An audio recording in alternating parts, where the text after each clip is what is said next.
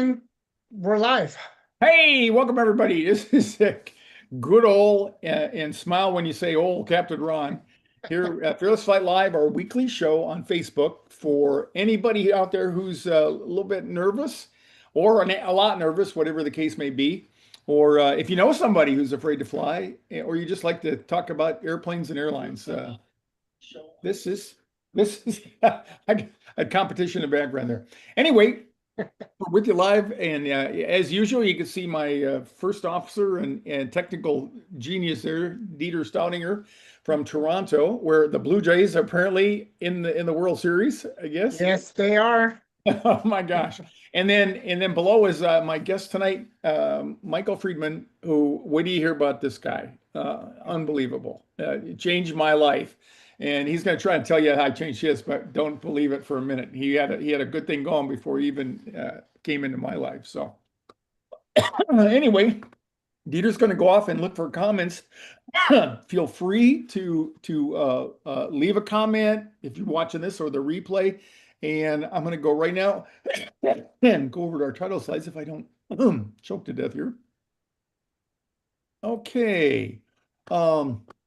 Like I said, this is a place to go if you're afraid to fly or you know somebody who's afraid to fly. We always say a quick word about our Fearless Flight Birds of a Feather. It's our Facebook group. Free. Go over there, meet people just like yourself, and get comfortable with the fact that you're not as unique as you thought. There's a whole bunch of people out there that just don't like getting on an airplane. Quick overview tonight. As I mentioned, we got our special guest, Michael Friedman, and he's going to hopefully he can only be with us for a short time. He's actually on the move somewhere. That's Michael. He's like a moving target, which is really cool. And then after that, we're going to talk a little bit about an incident that happened with the United airplane this week or late last week, I guess it was. Been in the news, so if you haven't heard it, you're not watching. Let me tell you. And then we'll talk about the 301 class coming up this weekend that we flew in, and the webinar on Thursday night. We're combining a couple things. So without further ado, Michael is he really is a special guest, and he's been on quite a journey.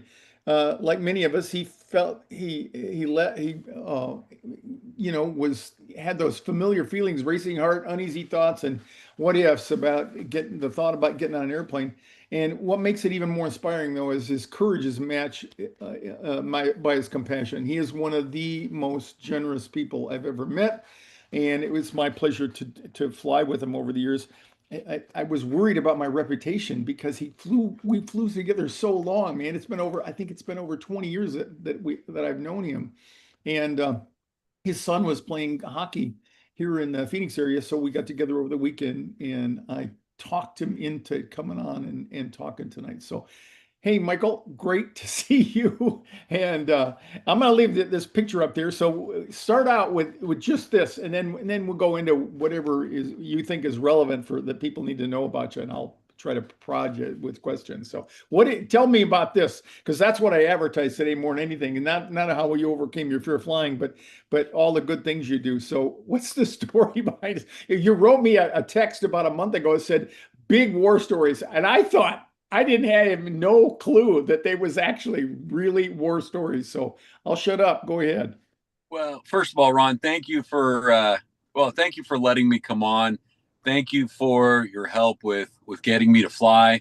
Thank you for your friendship, and you've been a huge help to me, and I couldn't really do this without you. And we've known each other. Amazing how time goes by so quick, because it seems like it hasn't been 20 years. Seems like it's been 5 years, but it's been 20 years. I'm really old now, but it's kind of crazy. But I got to tell you, thank you very much, and you've really helped me gain the freedom to travel, to fly, to get out of my driving radius, and I'm very appreciative. So, anyway, so So just maybe a little bit about, I remember, some things that I'll probably screw up in the details, but I remember I was still flying. I was on a layover in, I believe, Albuquerque, and I got a call from you on a night, and you were asking me, you were saying, "Hey, I'm not crazy about flying. I got this plan," and you reminded me over the weekend that it was LA. You're planning to drive from Bakersfield, where you live, down to LA and fly over to Albuquerque and then rent a car to drive up to Kansas City. And tell me how you reached that conclusion. So just so everybody knows, I was the worst flyer on the planet. I mean, I was horrible. I would drive by an airport and I would cramp up. I'd have headaches. I'd have nausea just driving by the airport. I mean, it was crazy. So I had to get for work to Kansas City, Missouri. And I figured the best way I could get there would be, because there were storms in the air, I figured the best way to get there would be to fly to Albuquerque in the biggest plane I could find, 757. Figured there'd be no turbulence. And then drive all the way to Kansas City from Albuquerque, because you didn't want to be in the sky because it was bad weather, right? So It was much safer to drive. So I flew to Albuquerque, had some of the worst turbulence in my life, questioned myself, what am I doing? I get in a rental car and I drive and I drive and I drive and I drive and I drive. And I end up in Oklahoma City. And I end up at the gas station in Oklahoma City, gassing up. And all of a sudden, the sirens go off and there's a tornado alert. And I don't know what to do. And I keep thinking to myself, what am I doing on the ground? I could have been so much safer. I could have landed hours before. And yet I took the most dangerous path possible just because of fear. And it was absolutely ridiculous. And Long story short, I started screaming at everybody, what do you do? What do you do? And you couldn't move your car because so many cars were on the road, just stopped waiting. But Sure. Yeah, what a nightmare. Should have Yeah. flown, should have flown, should have flown. Yeah, and I've had a couple other people like drive and then have something really, really extraordinary happen to them. So anyway, so that was the beginning, and the very I don't remember exactly how long it was, but you flew in one of my 301 classes, which we've got this weekend. I think you drove from Bakersfield down to Phoenix, and then we went over to Burbank and back. And you were sitting across the aisle, and I swore, like I do with so many people, that you were doing great. And then when we got all done, he came up to me and said, "Hey, can we go someplace private to talk?" And so we did. We went downstairs in the Phoenix airport, and then among other things, you were very, very, very kind to me. You said you need to charge more for what you're doing, and it's probably because I was flying as an airline pilot all the time, and I just thought, I wanted to make sure everybody could do it. But anyway, it changed my life as well, and did a little number on my mind, But anyway, and then so we started flying periodically when you would go on vacation down to Cabo. We flew there many times, and then I remember, I think it was the last time we went to Cabo, which was before the pandemic, right? You skipped the pandemic, going to Cabo on vacation with the family. And what I remember is you told me that, forget about Cabo, we're going to go to Europe and pack my bags. And so tell me about that. How did that all come about? Well, it's interesting. Going to Europe was one of my goals. I wrote a list of 10 goals that I wanted to accomplish, and I couldn't get the fear of flying out of my head. The problem with me is that I would go, once I hit turbulence, I would go into a vicious cycle and keep waiting for the next turbulence and stay in panic mode until the next turbulence hit. And I can never get out of that panic mode of waiting for the next, deal, waiting for the next, bump in the flight. Going to Europe was quite amazing. I remember you and I flew there. We landed in Paris, and I remember I said to myself, if I can get to Paris, I can get anywhere. And when we landed in Paris, right before we touched down, I remember the stewardess tugging on my seatbelt and waking me up. And I said, my God, we've made it. We're almost down. It's a miracle. And we made it. And something just changed. I mean, I think I since then, I've figured out a way not to give the fear energy, not to feed it, not to make it part of my life. And I want to live, and I want to live free, and I want to live free of fear. And I'm tired of living in waiting for the next pin to drop, or whatever to drop, Yeah, I remember coming back. I think it was the last time we flew to Cabo. When you're coming back, one of the things you had mentioned to me before a couple of times was you had this idea that if you could fly in one of those lay down seats, that that would make a difference. And maybe that might not be the whole detail, but that's one of the things I recall. And in fact, you put us up there in the lay down seats and stuff. And I tell people, regardless of whether it's real or not, when people say, I need to have this aisle seat or I need to have this window seat or something like that, I say go for it. If that's what you tell yourself right now, that's what gets you on the airplane to do it. But for whatever reason, that was a story that you told yourself. And then, plus the fact that it is a longer flight. It was about 10 hours or so from LA when we took. So it's hard to keep that kind of energy, that nervous energy up all the time. And it did the time of the clock or time of the day lends itself to sleep and some like that. But to me, that clearly was a difference for you. And so we ended up spending time in Europe. And then the next year, I got to tell this story. You would tell the first year we went over, I think was 2022, and you had talked about wanting to go to the running with the bulls. What got you into the running with the bulls? So when you're afraid to fly, there's places that you can't get to, Oh yeah, right? You can't really drive to Spain, I don't think. I mean, maybe there's a way, but I don't think you can get there. But anyway, long story short, I had all these bucket list adventures that I wanted to do. yeah, And but you can't do it when you're afraid to get on that plane or drive by the airport or anything else. So what we what we were able to do is get freedom, and freedom to travel, freedom to go to running of the bulls, freedom to go to on these adventures, and not only go to these adventures but also give back, which is I'm not the guy that likes to lay on the beach. I'm the guy that likes to help yeah. and do things, so wherever we can help out, I mean, that's where my mind is. Not and what's funny is, sorry to keep going on here, but when we No, were in that's that Burbank plane, yeah, and I remember we were with I was a student as well, but there were a lot of students with us, and there were one or two that were really scared, maybe sure. borderline panicking. And my head said, let me not worry about myself. Let me worry about them. And that's why I flew so well, because I was frankly worried about them. Oh yeah, I yeah. didn't know if they were going to jump up and scream. I didn't know what was going to happen, but I knew that it was time to help in so many ways. And that's really why I probably flew very well on that plane to Burbank. Yeah, yeah. And you bring up a good point as far as the you know being able to put your mind somewhere else and worrying about other people.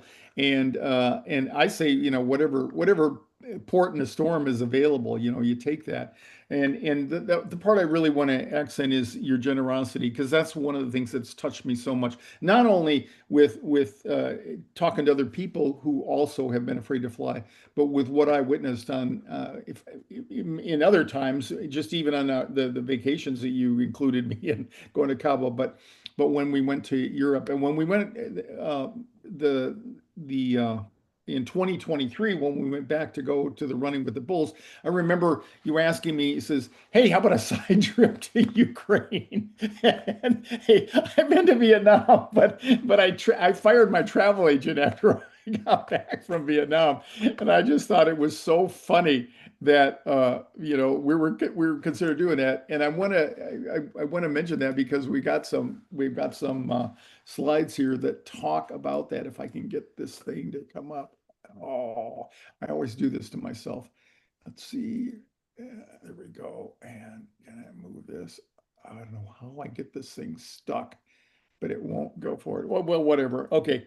Anyway, is two pictures that remind me of your generosity. The one on the left, when we went over to run with the Bulls, we took the side trip to Ukraine. We actually, to Michael's credit, we stayed on the east or the western side of Ukraine that year, and he took a bunch of gifts. Went to what, a dollar store or something like that, and got just a ton of things that he could pack in a suitcase. And then we packed some cash, I'm not ashamed to admit. And he just a really benevolent guy. And I remember it's really touching. That was a group that you found through your Young Presidents organization that with these you tell it better than I do. Yeah, so they were children of heroes. They were children who lost mom or dad in the war in Ukraine, and some lost mom, some lost dad, some lost mom and dad. Yeah. And it was a foundation that was set up by a fellow YPO member. And he said to me, he said, "Hey, Michael, because for me, it's not fun to write a check and put it in the mail. It's fun to actually like help people, like actually physically go there." So he says to me, he says, "Hey, why don't you come to my country and help people out, see the kids, meet the kids." And I remember you and I went, and what was funny is that you and I were the first Americans that the Ukrainians have ever met. We were the very first. I remember being there. The parents spoke very little English, if any at all, but the children spoke English. And they were amazing kids. And we took them out to like an amusement type venue, not like a Disneyland, but something, like kind of like a Chuck E. Cheese or something. Right. Yeah. And then we gave them all money and gifts, and they must have thought Americans were really great because we were the first Americans, and here we are helping them out. But I mean, these kids were wonderful. They were wonderful kids. They were not bad. I mean, they were just amazing kids, and it was so sad because there were stories about them losing their father while their father was barbecuing dinner because they didn't have power outages, and they had a barbecue outside, and a sniper took out mom or dad. I mean, just terrible stories, horrendous stories. Kids, and I think you and I were, I don't know, I don't want to talk for you, but I think we were nervous to go. There was a few bombings in Lviv a little bit earlier in the week before. Yeah. But at the end of the day, I think we gained so much appreciation, love, and strength. And I came back a better person.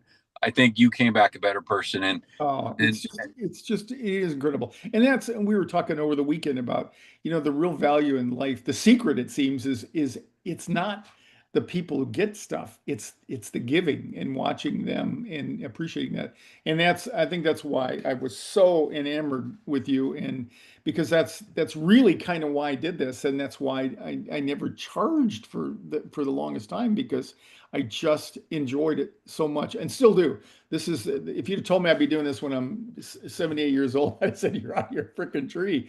But it's just the most enjoyable thing that I've ever done. And so the story behind this picture is that this was one of the little girls that we talked to. And did you say you've recently spoken with her or somebody around her, Michael? Well, yeah, I talked to the program director, and it's really sad. It's such a sad war, and so sad that people have to die, and it's terrible, really terrible. But I keep in touch with the foundation. I keep in touch with Kate, who's running the foundation, and a lot of terribleness, and hopefully that war will come to an end as quickly as possible. And speaking of war, that's your mom there. And I just wanted to, because that's such a priceless picture of her, but I'll move forward to the next slide there. So tell everybody about what was behind the text that you sent to me. I got war stories to tell you, which I didn't know fully what that meant until Sunday when we were watching the game. So my son plays hockey. And he says to me, "Hey, Dad, I got an opportunity to play in this professional league." And I said, "That's great. Let's go." I didn't know that he decided to play in a war. Well, it was close to a war zone. It was in Israel, close to Gaza.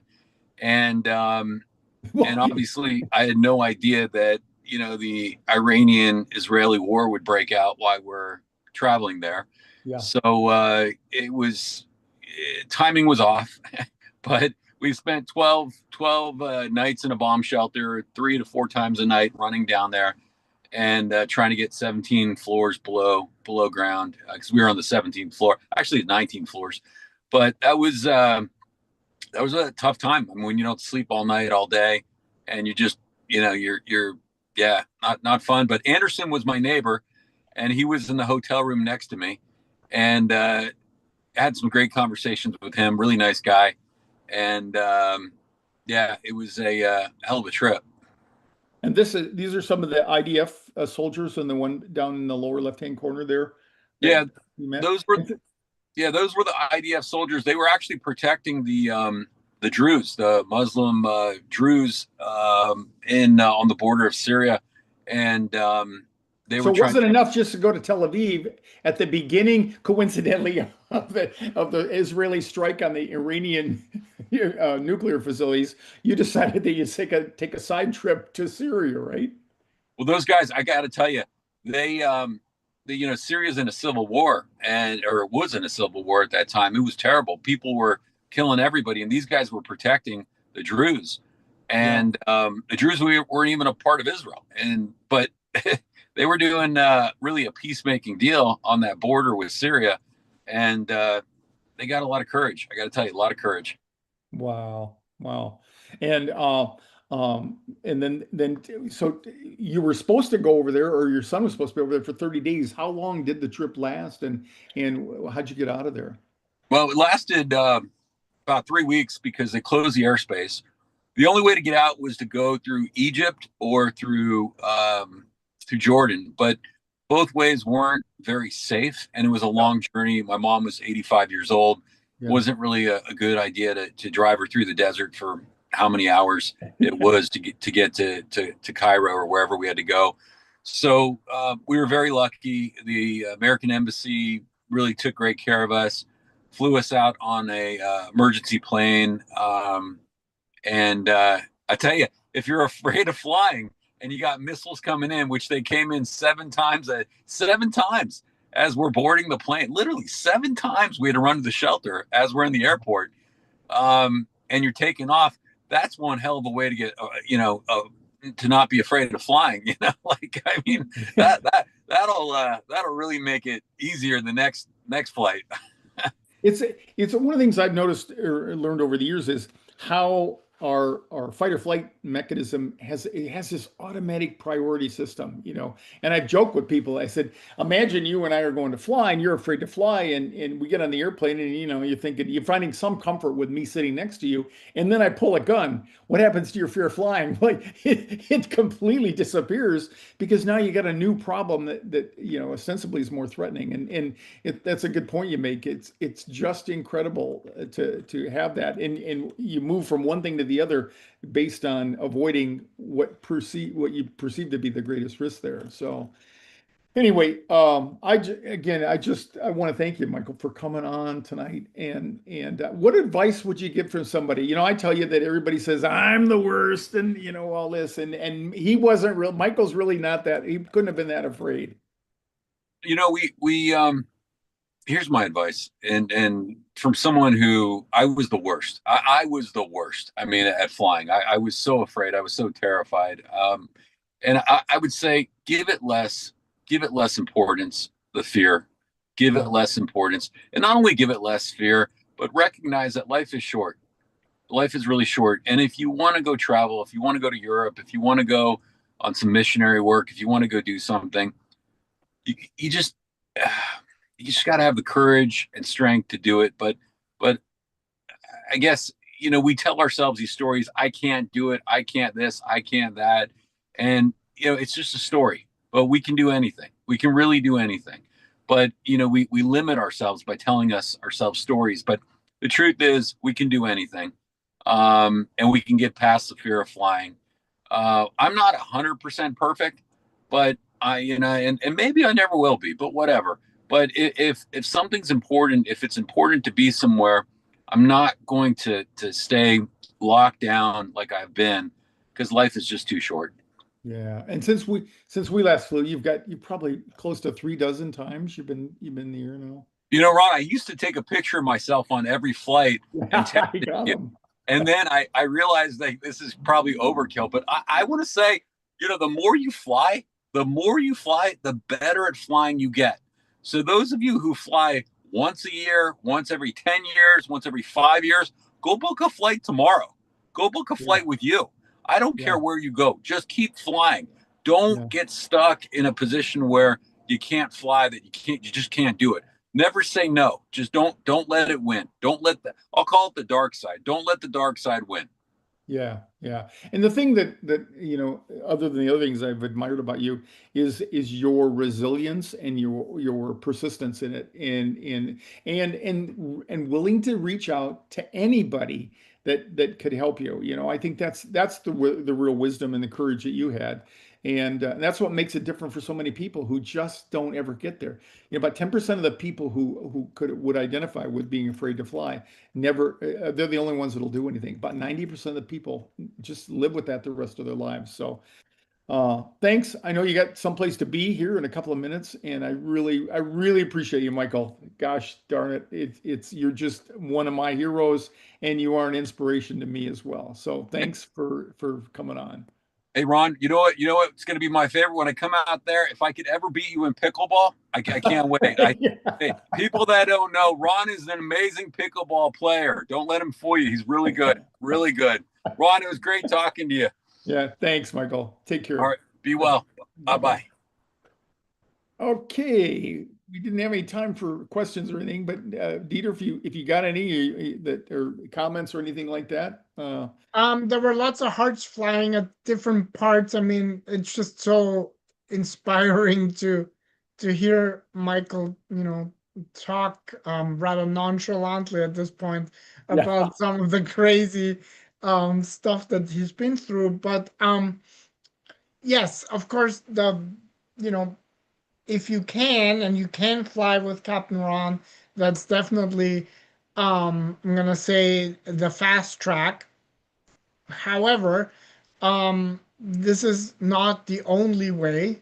But if you have the means or if you have the need, that is definitely available. And I've also put a link, the VIP coaching in the chat. And I do want to contact me if you think you can't afford me, you can't afford me, but you need to contact me. But anybody out there that thought that and I've flown with, just chime right in because I really enjoy doing that. Flying with people is the most fulfilling thing, and that's why we try to help get you over it on your own if you have. We try to help you.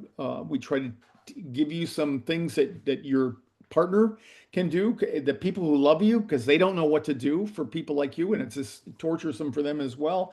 We try to get you figure out how to take a short trip, as Michael suggested. We do the classes, 301 classes, like we're going to do this Saturday from between Burbank and Phoenix for people in both areas that want to fly, and I do go fly with people on occasion. So just make a commitment that you are going to get better, and it will happen.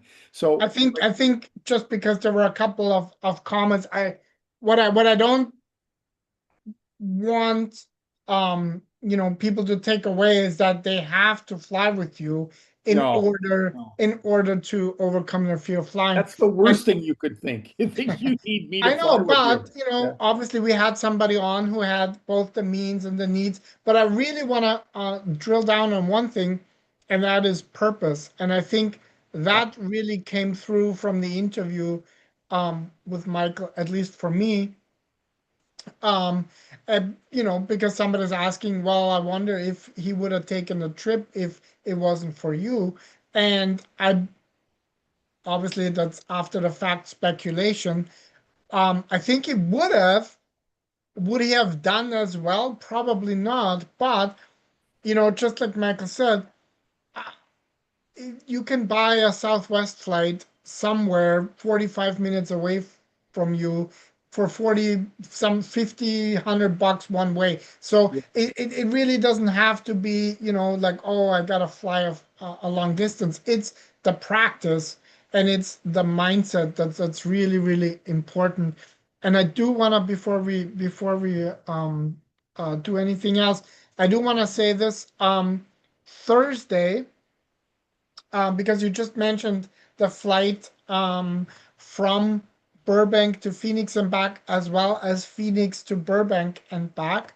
Yeah. So that is going on this Saturday. There will be a combined pre-flight webinar for those people that are flying and our monthly group coaching call. And I'll let you talk a little bit more about the what we're going to cover there, but I just wanted to make sure that everybody knows the date for the monthly group coaching call is Thursday the 23rd, and the pre-flight webinar. We're combining it um, so that both groups of people actually get the most out of it. Yeah. So if you just want to get ready and go through a flight brief, Thursday would be a great time to do that. So, all right. All right. Well, this week, unbelievable. I got one of my pilot buddies who just retired. I'm actually moving, and he was over picking up some stuff out of my garage yesterday, and he said, "Hey, Ron, did you hear about that United airplane that took some kind of a strike at 36,000 feet?" And so let's start tonight with this story. You will not believe this. It's a fascinating case that perfectly illustrates how well the safety system works. So you could say, "Oh my God, there's another thing that could go wrong." I'm going to say, "Oh my God, there's another thing that didn't go wrong," and nobody got hurt or anything. Well, I shouldn't say that. One of the pilots had a little bit of fragmented glass that hit him when they hit this with the windshield. But anyway, so a few days ago, this United Flight 1093 was at 36,000 feet. And they thought that they had, or they knew they hit something, but they at 36,000 feet. Let me tell you, there's no birds up there. They would need oxygen masks themselves, and you just don't have that. And so, at first glance, this kind of story might sound unsettling, like I said, but to have something hit your airplane at cruise altitude. But what's more important is, and what we're going to focus on, what happened next. The crew followed every procedure exactly as they're prepared for, and the aircraft remained completely controllable, and all of the 140 passengers landed safely. So rather than a story about danger, this is something about professionalism, and again, design and composure under pressure. It's another example of how safety aviation works, layer after layer after layer. The basics of the incident was they had 140 people on board. I said a 57. It was a 737. And they recorded the impact at 36,000 feet. Let me tell you anything that happens like that up in the cockpit. I had a cockpit window fail on me. It did not break out completely, but the inner pane broke, and it scares the bejesus out of you because it makes a really loud noise in there. So I can only imagine what these guys went through. They immediately realized that the front left side of the cockpit window was cracked. Whatever it was hit up right where the window corners, and so they didn't take it in the center of the windshield, which probably was a blessing. And they performed a textbook diversion and landed safely. Nobody got hurt. And they were flying from Denver to LA, and they ended up landing in Salt Lake. You can see here, this is a reconstructed view of that. You can see the impact right here, and it was right here where of course, you got some extra strength on the window there, and the captain's first reaction was he thought they got hit possibly by space debris re-entering the atmosphere. And I'm going to offer you some pretty compelling information or counter information to say that's not very likely. And when you look at this, the FAA right away came out, the chance of injury from falling debris is less than 1 in 1 trillion. That's if you're on the ground somewhere. And analysts say you're unlikely to visibly see any debris before impact. So had it been something like that, it probably would have been a lot more serious, and they would not have had the experiences that they did. The investigation is ongoing, and so we'll learn more as it goes on. The thing about that, I was speculating with my friend the possibility of there. I think it's every 6 hours, I believe. There are just, I think, hundreds of weather stations around, certainly around the world, but I think in the U.S. alone, and they launch these huge weather balloons. And if you've ever seen one, it's pretty dramatic. Once in a while, people will see weather balloons and they'll misidentify it as a UFO. That's been a problem for years. But it goes up with a reporting package on it, and it goes up to 40, 50,000 feet. That's how we get weather report or wind reports up at altitude. And then eventually it comes down. I don't know whether they deflate the balloon or whether they puncture it or anyway, but the balloon will eventually descend, and there's notes on it if you find this, yada yada yada. But and then sometimes, I'm not sure exactly how frequent this is, but they have airplanes that can retrieve these things. Has a big fork out on the front of it. C-130s do that. But at any rate, that's something that I wondered from time to time. I didn't lose any sleep over it, but I wondered, what is the likelihood that you could hit the instrument package on one of those things? And of course, at lower altitude, we're more concerned, and the FAA has come in and regulated a lot with drones and things like that. But despite that, I'll bet you with forensics, they'll figure out what it was eventually, and I would not be surprised if it was a weather package. But even that, the chances are so rare, as you can tell, because it's not happened in certainly in our recent history. But I can't even remember anything like this ever happening from the time that I got involved in aviation some 50, almost 60 years ago now. So it was certainly a shock to everybody, and what you need to remember about this is that incidents like this, they don't show how a danger, they show how the strength of aviation safety to be able to withstand this. Says something about the design, and it says something about the crew training and the resilience that goes into that. Airplanes are built to handle unexpected forces, and the pilots are trained to manage this. So it doesn't show weakness in aviation, it shows strength.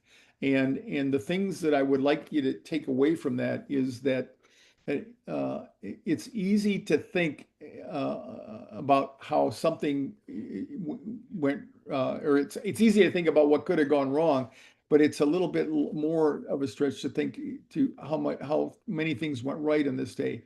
But the story here, the truth is, safety in aviation has never been about luck.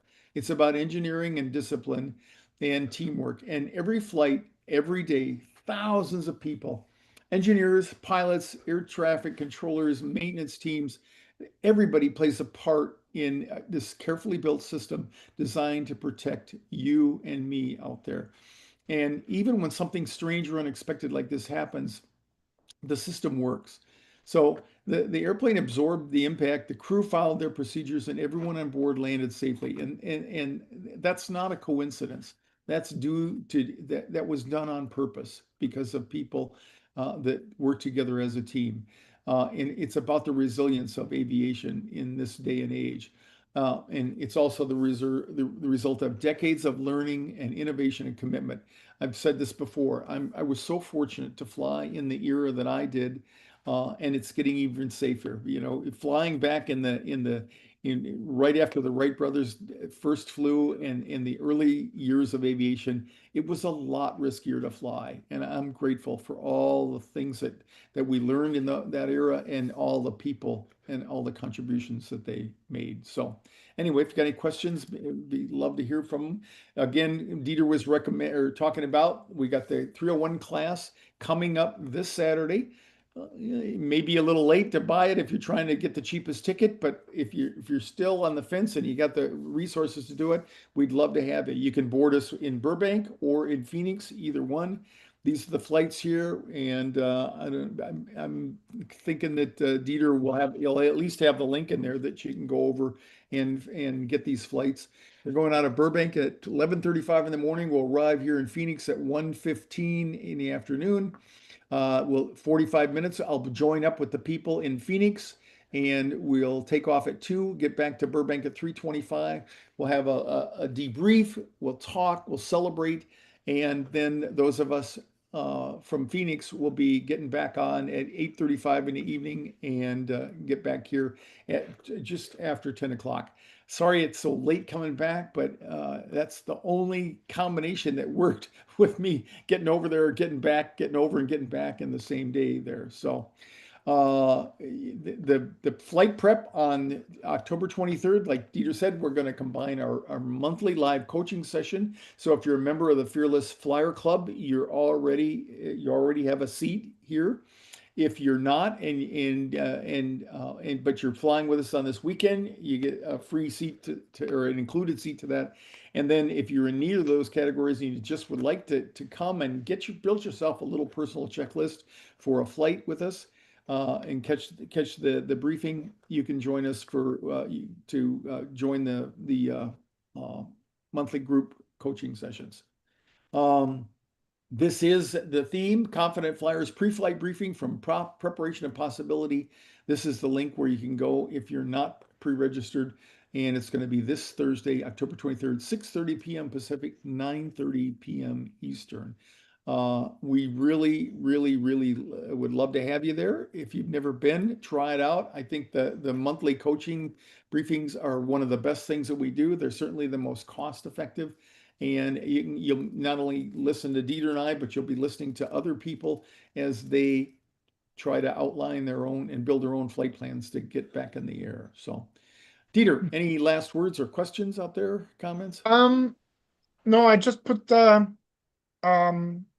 all the links in the chat. And yeah, there was a comment about what are the odds of that, and it is so incomprehensible. Buy a lottery ticket. Your chances. I was just gonna say it would probably be a good time for that whole flight buy lottery tickets. So anyway, are you aware that there was a question? Did anybody in the back of the plane notice anything? I haven't heard anything about that. Okay, I didn't read anything about that either. It's probably not likely. When I was flying and the window failed, I was in the right seat and as the first officer, and the captain was on the left, and we just happened to be engaged in conversation. So I was looking at him at the very moment that it happened, and it was this. People ask me, "You ever get scared up there?" Well, yeah, it's startling as hell to have something like that, because at first blush, you have no idea what happened. And then since I happened to be looking at him, I noticed behind him that the window was all, it's like a safety glass window and it all stays intact. And there was a huge pop. So I can imagine that's what they heard. But it's amazing how just happening up there on the outside of the front of the airplane, it's not likely anybody, because the flight attendants didn't hear anything when the window failed when we were flying that yeah. So, I don't. But I bet you, when they landed, I'd love to be able to talk to somebody when they landed and find out, what did the crew say, did they feel confident and briefed and all that. So, and me, if I were king, they would all have to go into a room with the pilots and sit there until they got all their questions answered, so that they wouldn't walk away with some kind of trauma and carry it and let it grow. So that's it. Anyway, thanks, Dieter. We'll be back again on Thursday night. So night after tomorrow night. So like I said, it's our pleasure to have you come every week. We hope that we're providing some information and services for you all. I want to thank Michael Friedman for joining us again. He's a really inspiring guy, and thanks again to Dieter for helping me out on all this crazy stuff that we do. And thanks to all of you for watching, and we'll see you again next week for another episode of Fearless Flight Live. Bye-bye, everybody.